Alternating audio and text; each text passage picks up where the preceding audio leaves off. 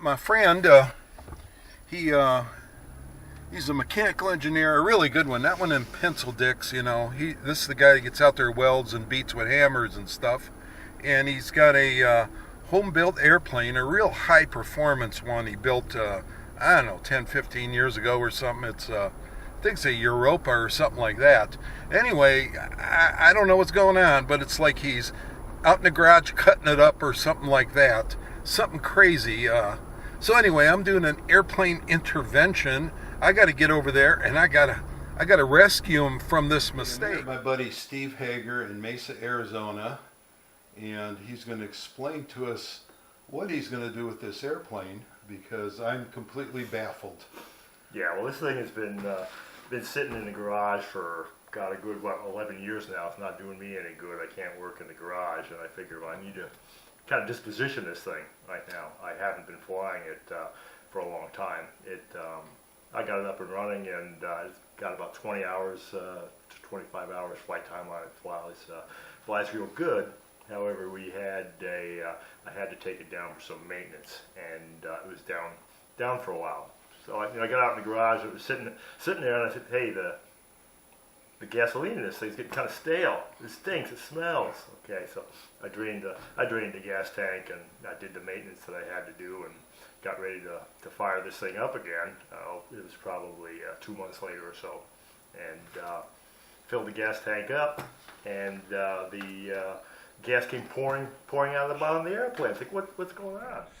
I think, well, something must have come loose. Well, I got in there and found out that with the gas out of the tank had actually shrunk and pulled away from its mounts and ripped everything apart. So it's like that's the first thing you put in the airplane. So to get the gas tank out, you have to do a lot of cutting. But we had an issue that I was at work one day, and a buddy said, "Hey Steve, what's up with the airplane? You flying it?" I said, "Well, no, I got it down for maintenance." He goes, "What's the matter?" I said, "Well, I got a big crack in the gas tank. I gotta fix that thing." And he goes, "Well, what's it made of?" He goes, "Is it made of rotationally molded polyethylene?" I go, "Yeah. Well, why did you ask that?" He goes, "I don't know." He goes, "How did you put it in?" I go, "I fiberglassed it in, just like you're supposed to, you know." And then I got scratched my head. I go, "You don't know anything about airplanes. Why are you asking all the questions? You know, molded polyethylene and fiberglassing it in." And he said, "Well, I don't know about airplanes. However, I know about building kit cars, and the people who sell you those gas tanks absolutely will not warranty them. You know, if you fiberglass them in, they think because they move and they shrink around, and that kind of set me off. If the car people know that, why don't the airplane people know that?" So I kind of set the thing down and cut the gas tank out, and it's been sitting there for a while ever since. So right now I'm looking to disposition this thing, and this thing is a Europa XS.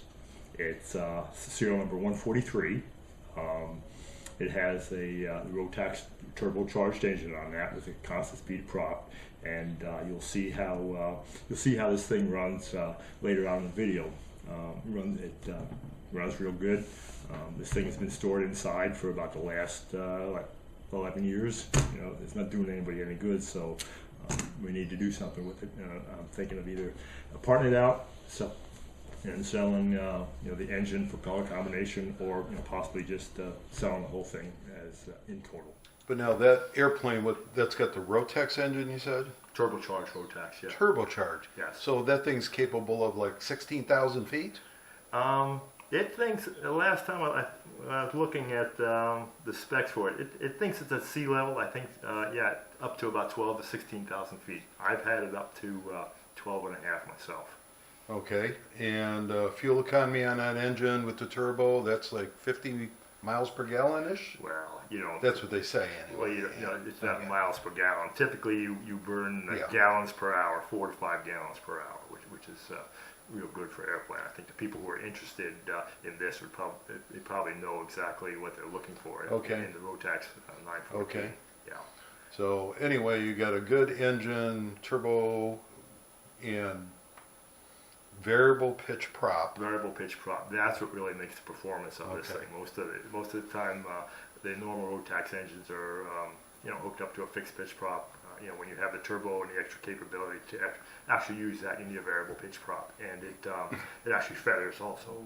You're basically going to do this because you want to get back your garage space. Yeah, the wife bought herself another car. She'd like to park it inside also. And you were also talking about moving, so this would be like I said, dispositioning stuff. So I kind of understand why you just want to disposition it. Because it's a kit and you build it, you can maintain it, but if you sell it to someone else, they can't maintain it. Is that right? They can't sign stuff off. They could maintain it if they have a buddy who's an A&P mechanic. He can sign off the work they do. Okay. And it was built very good. When I had a ex Navy test pilot come out from San Diego, and he actually flew it, and he has all the logbook entries of it, and it flies hands off. It is built the way it needs to be. As a matter of fact, when I had a person inspect it, I had Kim Prout from California come out here to give it the once over and inspect it. He liked what he saw, and then when another individual here in Arizona called him up to inspect their airplane, well, he just told them to call me, and I went out and inspected it. So that was kind of testament to the way that plane is built. So he thought his inspection he did on your airplane was good enough that you were qualified to inspect other airplanes. Well, yeah. Well, like I said, I'm a mechanical engineer. I also What else you got there? Let me see what I got in my notes. Okay, you got, like I said, a Rotax 914 engine. Serial number on that guy is 441-8283, and on the Airmaster prop, the serial number 200. So that's easy. The engine was initially installed on the aircraft August 03. First start was September 05. First flight was July 06. The total time in service of the engine, it's got 42 hours on it. Aircraft flight time, about 23 hours on that. And one thing I've been doing over the years, probably about every 4 or 5 months, and you'll see us do this today. 4 or 5 months, the aircraft gets pushed out in the driveway, and it gets tied to the pickup truck, and we service it up, and it gets run for an hour. So, and the neighbors are used to that. No one moans and groans when they hear an airplane running for an hour out in the driveway. So. Even your neighbor across the street that's detailing his car right now? Well, he's having somebody detail it for Good. him. Yeah, they're sweethearts. All right, let's go out in the garage here, Steve. Show me this mess that you have that you can't live with.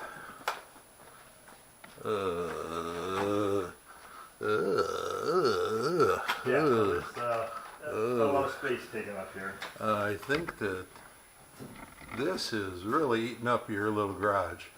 Too bad you don't have like a 3-car garage, you know? Yeah, but the blade in the middle never gets used anymore. When I do some reloading, I gotta push everything away. Holy smokes. Okay, so wings, yeah, and Here's what I was telling you about the little Oh. fairing I made. I got quite adept at doing fiberglass work. okay, hey, that's nice. All right, and okay, Yeah, I'm gonna open up the door. yeah, put the door up.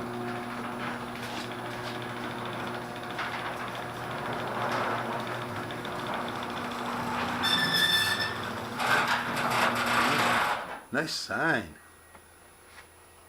All right. So anyway, holy smokes! Yes, I can see that this has really tied up your garage. Yeah, for sure. see, no, one good thing, out here in Arizona, it's stored inside the whole time, so Yeah. it's really not We don't have moisture problems and stuff like that. exposed to the So elements. Okay, well here's the engine. Like I said, anybody who'd be interested in this thing would know it's a Rotax 914 turbocharged. It hasn't given me a lick of trouble at all. I did a fairly good job of the installation. We have the Airmaster constant speed prop. And like I said, anybody who's looking at this thing will know it's fully featherable. It's got brand new blades on it. You notice everything is nice and square. And one of the reasons I had it down for maintenance is that I had a ground loop with it, and I had a prop strike. And well, one good thing about the Rotax engine, it's got the gearbox with the clutch on it, and it protects the engine from any possible problems. Well, in any case, this prop had been sent back to New Zealand to Airmaster. For the price that I paid for shipping on it, I could have put it on my lap and brought it over there myself. However, it got sent over there, and it was back about 8 or 9 days later. They checked it out, it was fine. Had 4 new prop blades. The gearbox was taken off, and it was sent back to the Rotax people in Florida. What the hell the name is, I'll get the name in a little bit. They checked it out, it was okay, and before I sent it to them, I checked the run out on the plot flange. For the manufacturer specs, you're allowed 2 thousandths run out. It was less than 1. I couldn't measure it any more than that because my dial indicator, basically the needle was wavering between 0 and 1. So I'm saying the run out is less than 1/1000th of an inch on that. Now here's the issue that I was talking about earlier about the gas tank. If you look over here, well, the gas tank is like the first thing you put in this airplane, even before you put the top and bottom halves of the fuselage together. So basically, I had to get the hacksaw out and start chopping away to get that puppy out. And you can in here you can see the you've got your control rods and everything like that. I wound up buying a fuel cell just so I could run this on a regular basis all the time. This looks like from a race car or something. That's exactly. What's the name of that race car? Wilkie's? Not Wilkie's. No. Loper? Summit Racing. Summit Racing. Summit Racing. Yeah. Oh, that's a new gas tank, huh? Yeah. As a matter of fact, I didn't even have to buy the darn thing. I detailed my predicament, and one of the Europa guys said, "Oh, I got an extra one. I'll send it to you." So yeah, that's what the gas tank looks like.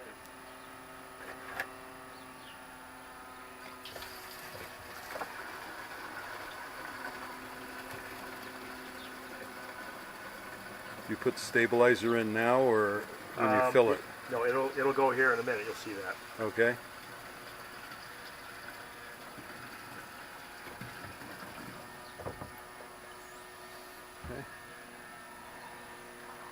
Yeah, we just put a batch of this in every time. I've had the issue of having to take the carburetors apart and cleaning the. Rotax recommends that when you're starting the engine, if it's been down for a while, that you actually burp the engine, and basically what that is, all of the oil goes down to the bottom of the crankcase, and the oil tank, it comes out of the oil tank. So what you're looking to do is get the oil back into the tank before you start this up. So typically that involves just turning the prop to get it pumped up. So typically what I do is I feather the prop, so I'm not grabbing the sharp edge of the prop, and then I run through and turn it. Yeah, let's see that prop work too. What's that? We want to see the prop Okay. go back and forth. I don't know anything about airplanes, so this is amazing to me. So those are electric, huh? Yeah. Is that where you want them? Yeah, well, feather actually means that they're totally flat. Yeah.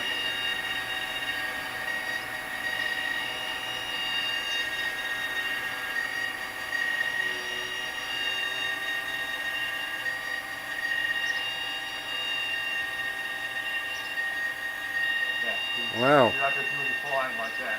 That's if your engine conks out and you want to extend your glide ratio. You put your prop like that so that your drag is less. Okay. So now we got the prop feathered, so you can push on it. Yeah. And what are we going to do now? Well, like I said, as I mentioned before, we're going to quote burp the engine. And basically, it means getting all the oil out of the bottom of the crankcase and getting it back into your oil tank. So what you do, you keep on turning the prop, which is probably maybe 10, 12, 13 revolutions, and once all the oil is going, gets up in the tank, you'll hear air come up, and you hear air bubble up. That way you know you've got a full tank. So all right. Basically, you're just pumping, and of course, for safety-wise, both the magnetos are shut off, so this guy won't start up on me. And I stood back a little bit so I can jump out of the way. Yeah.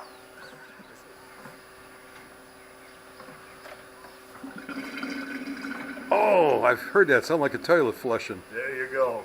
Hence the term burping the engine. So there we go. Okay. And so- then for grins, let me get a rag and we check the oil level here.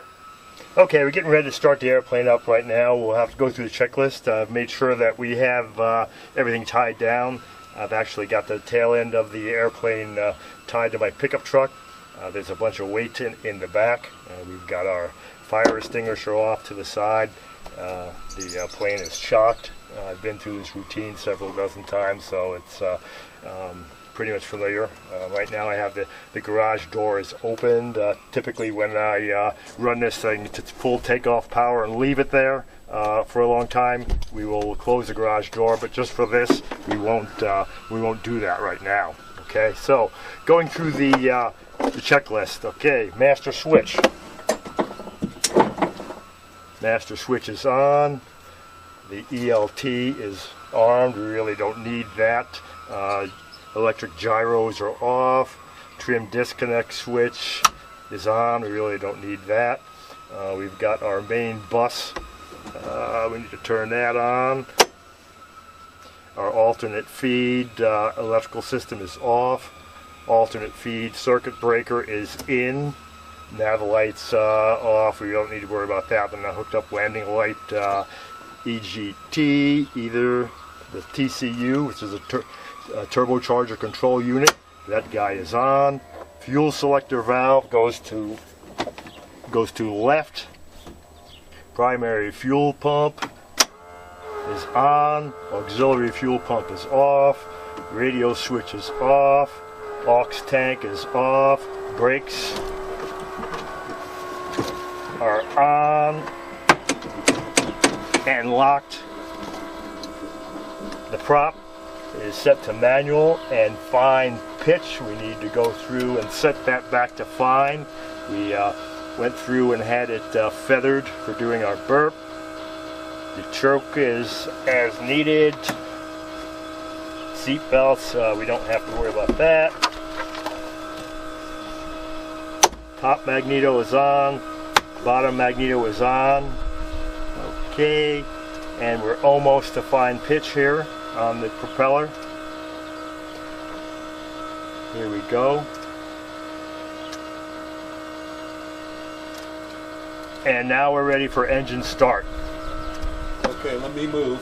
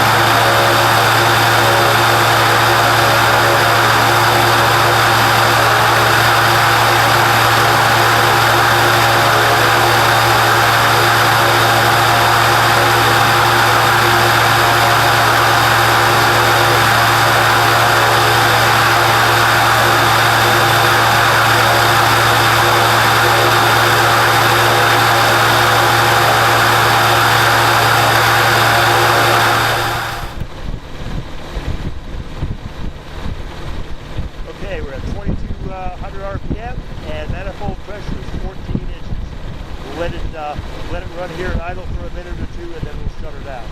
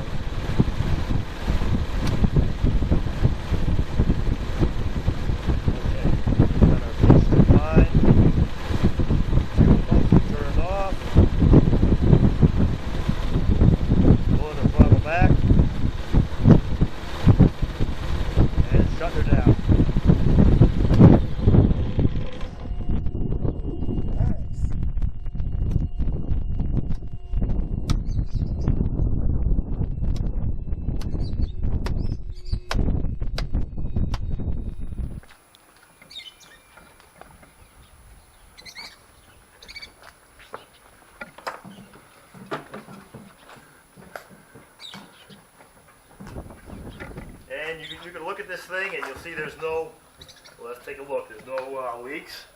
None. It's dry. You can look at the end of the exhaust pipe, no oil coming out.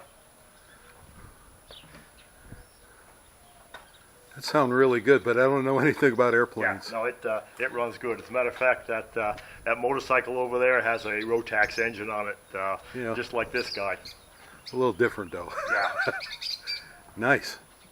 but yeah, it basically trouble free. So my initial thing, what I'd like to do, probably the best thing is sell the engine and prop combination first on it. First, if you know, I don't anticipate selling the aircraft whole.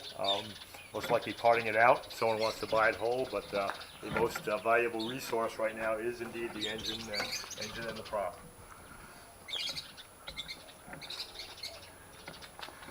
And it looks like you got a high-tech radio in there.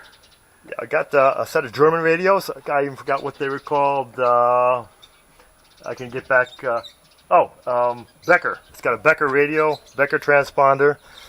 It's got this engine monitor that's no longer in use. However, I found it to be very, very nice.